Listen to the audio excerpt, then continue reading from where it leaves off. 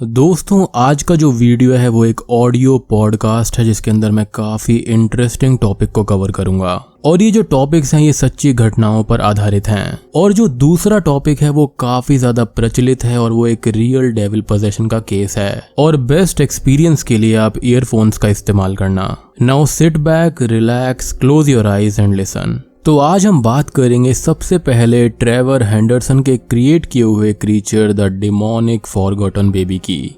Forgotten baby एक creature है जो कि एक अबैंडन्ड बच्चे की सोल है। द फॉरगॉटन बेबी को कभी कभी द पिंक मैन भी कहा जाता है। काफी समय पहले 1951 के वक्त के आसपास में एक बच्चे को हॉस्पिटल में एडमिट करवाया गया। बच्चे की कंडीशन काफी खराब थी और डॉक्टर्स उसका इलाज करने में लगे हुए थे, बट उनको समझ में नहीं आता कि बच्चे को ठीक कैसे किया जाए। बच्चे के पेरेंट्स बच्चे को छोड़कर हॉस्पिटल से चले जाते हैं क्योंकि उनको ये लगता है कि बच्चे को बचाया नहीं जा सकता और वो उस बच्चे को एक बर्डन समझकर हॉस्पिटल से चले जाते हैं। अब उस बच्चे की वहां पर डेथ हो जाती है और उसकी सोल हॉस्पिटल में ही कैद हो जाती है। और यही बच्चा द फॉरगॉटन बेबी है जो कि एक रिवेंजफुल स्पिरिट बन जाता है। फॉरगॉटन बेबी अब हॉस्पिटल में आने वाली मदर्स को और न्यूली प्रेग्नेंट वुमन को हार्म करता है। वो कई बार मदर को हॉन्ट करके उसके बच्चे का मिसकैरेज करवा देता है या फिर कई बार वो बच्चे को पैदा होने के बाद भी मार देता था। एक बार हॉस्पिटल में आग लगने से फॉरगॉटन बेबी की सोल फ्री होकर बाहर चली जाती है और अब वो बाहरी दुनिया को टारगेट करने लगता है।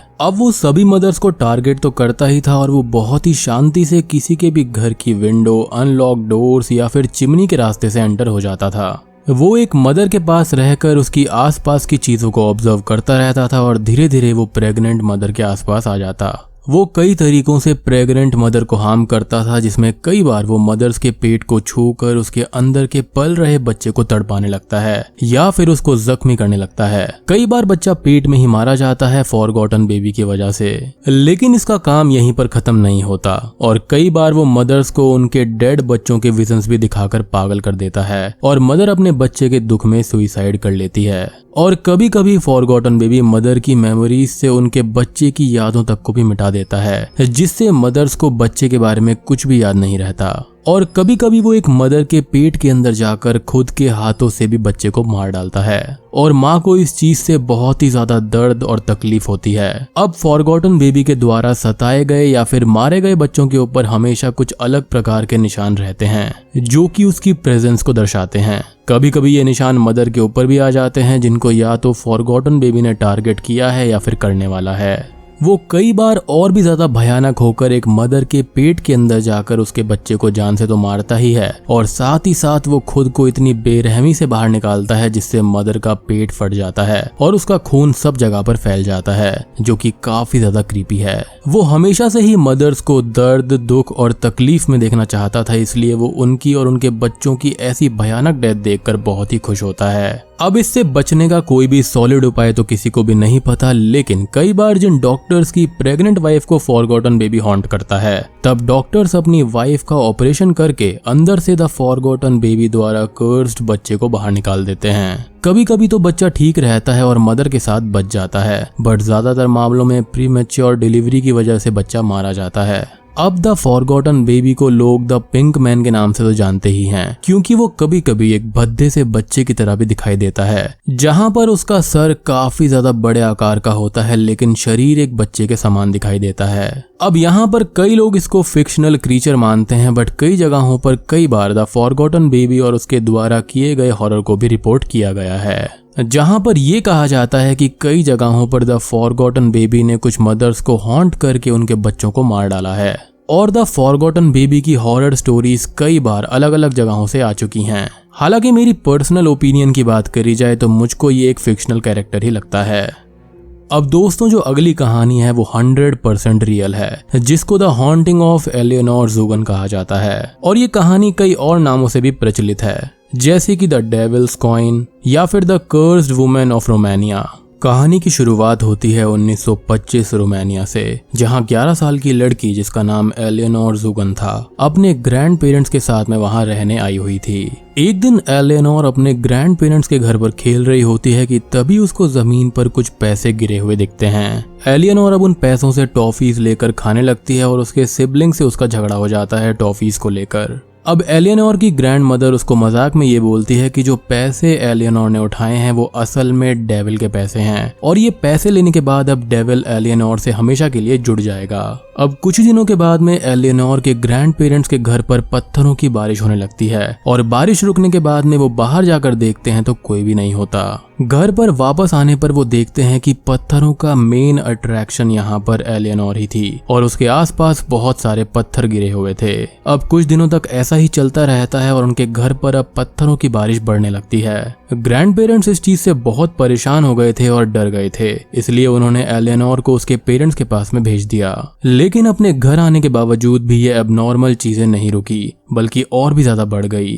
अब दोस्तों आगे की थोड़ी सी कहानी आपको स्केरी रूपक की आवाज में मिलेगी, जिनके साथ ये वीडियो एक कोलैबोरेशन में है। अब रूपक यहाँ पर काफी इंटरेस्टिंग हॉरर एनिमेटेड स्टोरीज बनाते हैं जहाँ पर मेन अट्रैक्शन होता है SCP। तो अगर आप SCP देखने में इंटरेस्टेड हैं तो आप इनके चैनल को चेकआउट कर सकते हैं, जिनका लिंक आपको डिस्क्रिप्शन में मिल जाएगा। आपको वहां पर काफी सारे इंटरेस्टिंग हॉरर क्रीचर्स के बारे में नॉलेज मिलेगी। और अब अगली आवाज होगी रूपक की। अब पत्थरों की बारिश उनके घर पर होने लगी थी, जिसकी मेन अट्रैक्शन एलियनोर ही थी। साथ ही घर के सामान भी खुद व खुद हवा में उड़ने लगते हैं और कई बार एलियनोर भी ऐसी जगह पर सोती हुई पाई जाती है जहां वो कभी पहुंच ही नहीं सकती। एलियनोर के पेरेंट्स इस चीज से परेशान हो गए थे और वो लोग अब इस चीज के बारे में एक प्रीस्ट को बताते हैं। प्रीस्ट आकर एलियनोर को चेक करते हैं और उनके सामने भी एलियनोर के साथ एबनॉर्मल एक्टिविटीज होती रहती है।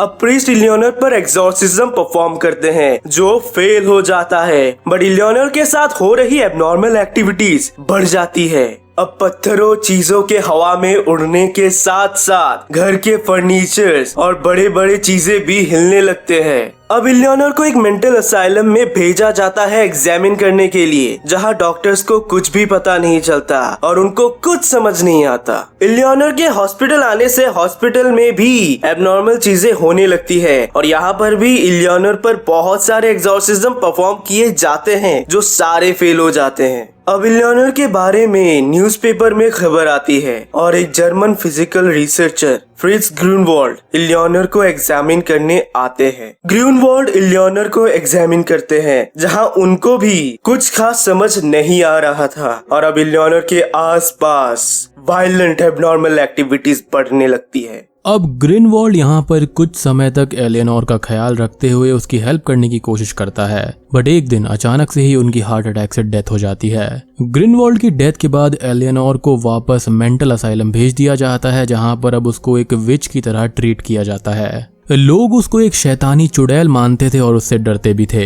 एलियनोर की मुश्किल अब काफी बढ़ गई थी और उसकी वजह से मेंटल असाइलम में बहुत से लोगों को तकलीफ हुई। अब यहाँ पर एलियनोर का केस एक काउंटेस ज़ोई वसिल्को सेरेकी के पास में जाता है, क्योंकि वो इस सुपर नेचुरल फिनोमेना से काफी ज्यादा फैसिनेटेड थे और वो काफी अमीर भी थे ताकि वो इसको स्टडी कर सकें। ज़ोई यहाँ पर एलियनोर को लेकर वियना आ जाते हैं, जहाँ पर एलियनोर को एक कंप्लीट ऑब्जर्वेशन में रखा जाता है, वो भी एक टीम के बीच में। वहाँ पर वो लोग एलियनोर की हर एक्टिविटी पर नजर रख रहे थे, यानी कि उसके साथ होने वाली सारी घटनाओं को चेक कर रहे थे।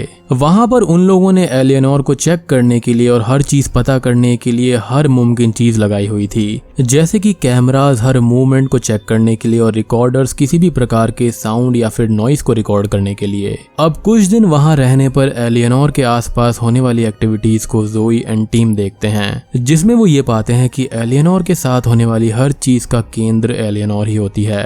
हर चीज एलियनोर से ही शुरू होती है, या तो बिल्कुल उसके आसपास या फिर उसके बगल वाले रूम्स में। एलियनोर से दूर कोई भी चीज जो होती है उसको इफेक्ट नहीं होता। और साथ ही साथ ज़ोई ने रिकॉर्डिंग में फर्नीचर से आने वाली एक अजीब नॉइस को भी रिकॉर्ड किया था, जिसका सोर्स भी एलियनोर ही थी। अब धीरे धीरे एलियनोर की बॉडी पर चोटों के निशान भी मिलने लगे थे, जैसे किसी ने उसको दांतों से काटा हो और नाखूनों से नोचा हो। अब यहाँ पर ज़ोई के टीम मेंबर्स में से कुछ लोगों को ये एक धोखा लगता है एंड उनको ये महसूस होता है कि एलियनोर ये सब किसी ट्रिक से कर रही है, और उसके शरीर पर मिलने वाले जख्म बॉडी के उन पार्ट्स पर थे जहां तक एलियनोर खुद पहुंच सकती थी, और जहां पर एलियनोर खुद अपने शरीर को हर्ट नहीं कर सकती थी वहां पर कोई भी चोट का निशान नहीं था। और शॉकिंग बात ये थी कि एलियनोर की चोटों पर कभी कभी यहाँ पर सलाइवा भी मिलता था। खैर जोई और उसकी टीम के ओपिनियंस यहाँ पर अलग अलग थे और मैं आपको यहाँ पर ये बताना चाहूंगा कि इस वक्त एलेनोर की जो उम्र थी वो 13-14 साल की रही होगी। अब थोड़े समय के बाद में जब एलेनोर के पहली बार पीरियड्स हुए तब उसके साथ होने वाली एबनॉर्मल एक्टिविटीज भी सडनली रुक गई। अब उसके बाद एलेनोर ने अपनी बाकी की लाइफ बिल्कुल नॉर्मल तरीके से बिताई और आगे कभी भी फिर से उसको कोई भी एक्टिविटीज फेस नहीं करनी पड़ी। एलेनोर का जो केस है वो एक मिस्ट्री की तरह इतिहास में जमा है, जहाँ पर कुछ लोगों को ये लगता है कि एलेनोर पोजेशन में थी और कुछ लोगों का ये मानना है कि उसके साथ होने वाली एबनॉर्मल एक्टिविटीज की जिम्मेदार वो खुद ही थी। लेकिन कुछ लोग ये मानते हैं कि ये एक पोल्टरगाइस्ट एक्टिविटी भी हो सकती है। और शॉकिंग बात यह है कि यहाँ पर एलेनोर ने कभी कभी डेविल को भी मेंशन किया था कि जब से उसने जमीन पर पैसे उठाए थे उसके बाद से ही डेविल उसके साथ में रहने लगा था और वही ये सब कुछ कर रहा था। इसलिए काफी लोगों ने इसको एक डेविल पोजेशन का नाम दिया और कुछ लोगों ने इस चीज को ड्रामा या फिर झूठ माना। बट यहाँ पर सच जो कुछ भी हो, द हॉन्टिंग ऑफ एलेनोर ज़ुगन आज रोमानिया के इतिहास का कभी ना मिटने वाला अंश बन चुका है और इसी के साथ में ये कहानी यहाँ पर खत्म हो जाती है। तो दोस्तों उम्मीद करता हूँ कि आपको ये वीडियो अच्छी लगी होगी और ये पॉडकास्ट आपको पसंद आया होगा। असल में होता यह है कि जो इस टाइप के टॉपिक्स होते हैं उनके लिए कोई भी पिक्चर्स अवेलेबल नहीं होती, क्योंकि 90s के समय में क्या ही पिक्चर्स अवेलेबल होंगी और जो पिक्चर्स थोड़ी बहुत हैं भी वो ब्लैक एंड व्हाइट है, जिनको देखने में आपको बिल्कुल भी मजा नहीं आएगा। बट डोंट वरी, आगे से मैं जो भी टॉपिक्स कवर करूंगा अगर मुझे कोई भी फोटोज मिलती हैं तो मैं उनको ऐड कर दूंगा। और हाँ, स्केरी रूपक चैनल को जाकर जरूर सब्सक्राइब कर लेना, क्योंकि आपको वहां पर काफी सारी इंटरेस्टिंग हॉरर स्टोरी सुनने को मिलती हैं। तो वीडियो पसंद आई हो तो एक लाइक कर देना और इस टाइप के और वीडियोस चाहिए तो इसको 10,000 लाइक्स तक पहुंचा दो। चैनल पर नए हैं तो सब्सक्राइब कर लीजिए। तो मैं आप सबको मिलता हूं अगली वीडियो के साथ में, तब तक के लिए